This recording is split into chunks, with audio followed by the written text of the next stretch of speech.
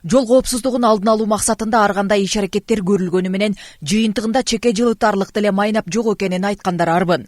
Бири айдоочулук күбөлүктү тааныш билиш менен алып жатышат десе, дагы бири ылдамдыкты белгиленген чектен ашыра өтө жогору ылдамдык менен айдагандыктын кесепети, же ичкилик ичип алып айдагандардын айынан далайлаган өмүрлөр кыйылып жатат деген жүйөлүүбү, жүйөсүзбү ой пикирлер учурдун талылуу маселесине айланып отурат.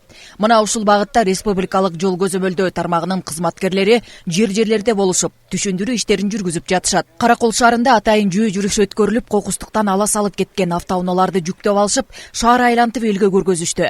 Жүрөк үшүткөн мындай көрүнүштөр кимге болбосун көңүл титиреткен жагдайды жаратпай койбойт.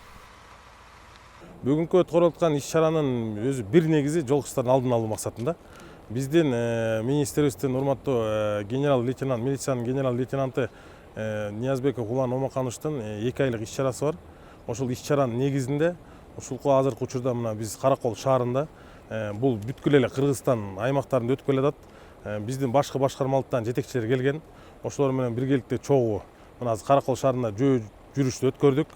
Азыр кирип ошол жергиликтүү бийликтер менен чогуу биргеликте жана ушул биздин Каракол шаарынын жашоочулары менен чогуу биргеликте азыр биз түшүндүрүү иштерин жүргүзөбүз.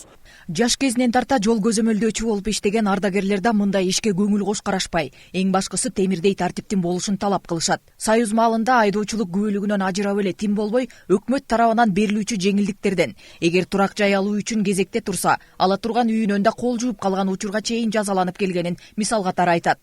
Ал эми азыр болсо айып пул менен эле кутулуп кетүү, көпчүлүк колунда барлар үчүн тыйынга арзыбаган иш экенин чын дилден күйүнүп бышынып айтканы балким сабак деле болор. Мен мисалы мындай тартип сунуштурган элем да. Бир жылкы лечение болду, экинчи жолу значит 100 000 же 200 000 штраф салыш керек. Ансыз болбойт, токтобойбуз биз. Мына канча деген иштер жүрүп атат, суранып атат, пропаганда агитацияны жүргүзүп атат, баары бир деле эчтеке жылбай атат. Видимо, уже мамлекет уже талап коюуга эме коет болуш керек. Талапты коет. Жанагындай закондор күчөткөндө аны токтойт. Ага чейин токтош өтө кыйын. Өзүбүздүн элибизди билебиз го. Мындай чыгып айланып чыгып эле эле өзүбүздүн коомубуз ойгон боюнча биз жетпейбиз эчтекеге. Коом уктаган боюнча эле жүрөт. Мына бүгүн менин тууганым тебелеп кетсе, эртең сенин тууганың тебелейт. Эмне үчүн ошондой кайдыгерлик мамиле жасайбыз? Аны жасабаш керек. Баарыбыз бирдей жапа-тырмак болуш керек. Колдоп ала турган болсок, ошондо жанагы жол кырсыгынан каза болгондор менен жарадар болгондор азаят. Кычыраган кыш шилде маалында жолдор тайгак, музга айланып жолдо жүрүүдө бир топ түйшүктөр жаралары албетте табигый көрүнүш. Ошентсе да ар бир айдоочу жүргүнчүлөрдүн өмүрү, тагдыры убактылуу болсо дагы алардын колунда экенин туя билүүсү кажет. Бүгүнкү өткөрүлгөн иш-чаранын көздөгөн максаты жол коопсуздугун алдын алуу, бөөдө кырсыктарды болтурбоого багыт алды.